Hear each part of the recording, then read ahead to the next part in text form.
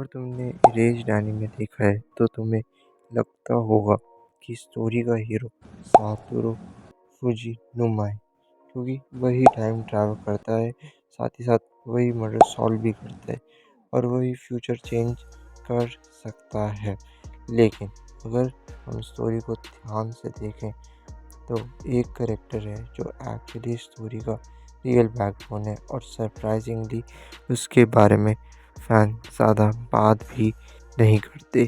मैं बात कर रहा हूँ सातोरू की मॉम की, जिनका नाम है साचिको फुजीनुमा। और आज हम बात करेंगे कि सातोरू की मॉम एक्चुअली रेश की सबसे इम्पोर्टेंट करेक्टर क्यों है। So any further do, let's start the video. सबसे पहले एक बात नोटिस करो, साचिको एक नॉर्मल कैरेक्टर तो नहीं थी। वो एक जर्नलिस्ट थी और उसकी ऑब्जर्वेशन पावर इंसेन लेवल की थी। एनीमे में एक सीन है जहाँ वो इंस्टेंटली समझ जाती है कि रेस्टोरेंट में जो आदमी है वो एक्चुअली एक किडनैपर हो सकता है। नॉर्मल लोग क्या करते हैं, सिंपली इग्नोर कर देते हैं, आगे बढ़ जाते हैं, लेकिन साची को इंस्टेंटली पुलिस को कंफर्म करती है। ये एक हिंट था कि साची को दुनिया को सातोरू से भी बेटर समझती थी और शायद इसी वजह से किलर को सबसे पहले साची को ही डेंजरस लगती थी। तो ज़्यादातर जो लोग हैं उनको यही लगता है कि किलर रैंडमली साची को मार देता, पर लेकिन एक्चुअली ये थोड़ा सा रैंडम नहीं था। पर किलर जानता था कि साची को एक इंटेलिजेंट और ऑब्जर्वेंट पर्सन है, साथ ही साथ और अगर वो थोड़ा और इन्वेस्टिगेट करती तो वो सोच तक पहुंच सकती थी। इसलिए किलर ने सबसे पहले ऑब्स्टेकल को एलिमिनेट कर दिया वहाँ से, और वो ऑब्स्टेकल सातोरू नहीं साची को थी। इसका मतलब क्या हुआ, साची को इतनी डेंजरस थी कि किलर को पता था अगर वो जिंदा रही तो गेम ख़त्म हो सकता है।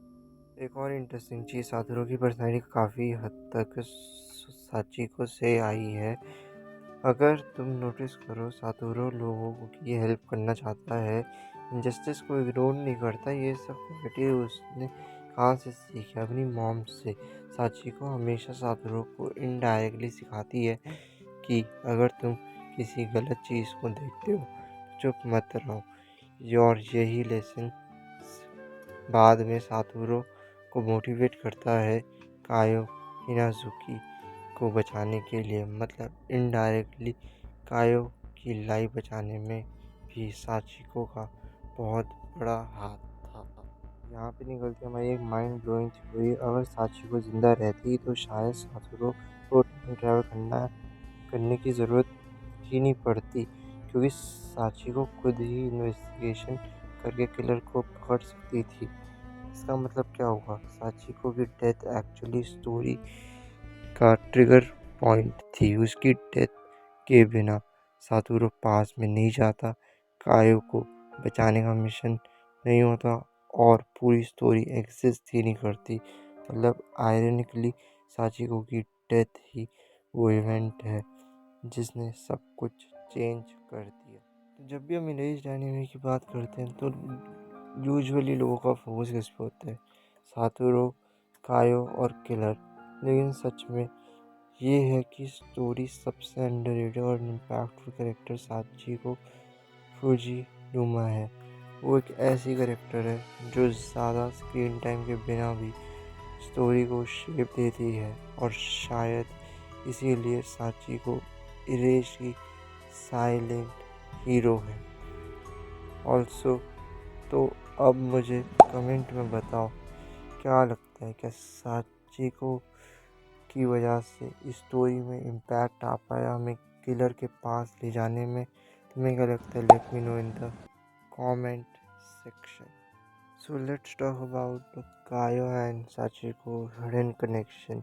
अगर तुम ध्यान से देखो, कायो की लाइफ में मदर फिगर कंप्लीटली मिसिंग थी। उसकी मदर अब्यूसिव थी और उसको इमोशनल सपोर्ट कभी नहीं मिला।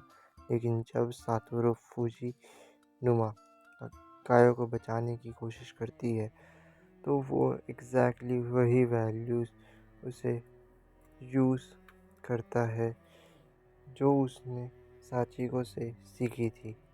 मतलब इनडायरेक्टली साचिको की काइंडनेस और अपब्रिंगिंग ही कायो को एक बेटर फ्यूचर देती है। इसीलिए टेक्निकली साचिको ने सिर्फ सातोरू को ही नहीं बल्कि कायो को भी सेव किया, और ये डिटेल एनीमे में डायरेक्टली नहीं बोला गया लेकिन स्टोरी के थ्रू क्लियरली फील होता है। ज़्यादा लोगों को क्या लगता है कि ये एक सिंपल और मिस्ट्री थ्रिलर एनिमे है, लेकिन अगर हम स्टोरी को डीपली देखें तो इसका रियल थीम है small actions can change someone entire life.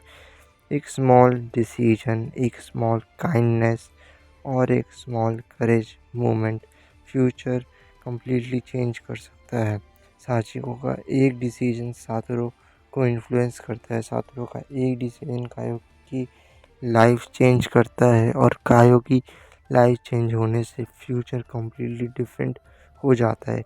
ये बटरफ्लाई इफेक्ट एक्चुअली इरेज्ड का कोर मैसेज है।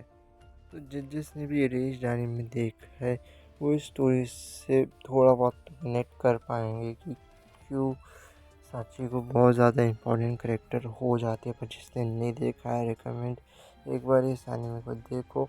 बहुत छोटा सा एनीमे, एक बार ट्राई करोगे तो तुम्हें अपने आप पता चलेगा कि क्यों सातोरू की मॉम का बहुत बड़ा रोल है यहाँ पर। और तुम लोग भी फील करते होगे कि जो करेक्टर सबसे ज़्यादा अंडररेटेड होता है, जिसके बारे में बहुत ज़्यादा कम बात होती है, उसी का ही बहुत बड़ा रोल कहीं ना कहीं छिपा होता है पूरे एनीमे में। क्योंकि कभी कभी स्टोरी के सबसे इम्पोर्टेंट करेक्टर वो होते हैं जिन पर फैन सबसे कम बात करते हैं या कम ध्यान देते हैं। अगर तुमने ये वीडियो पसंद आया और तुम एनिमे की ऐसी हिडन डिटेल्स और अंडररेटेड टॉपिक्स देखना चाहते हो और ऐसी वीडियोस देखना चाहते हो तो वीडियो को जल्द से जल्द लाइक करो, चैनल को नया है तो सब्सक्राइब करो, क्योंकि यहाँ तुम्हें मिलते रहेंगे एनिमे के डीप एनालिसिस और यूनिक फैक्ट। तब तक के लिए आई जस्ट सेड पीस।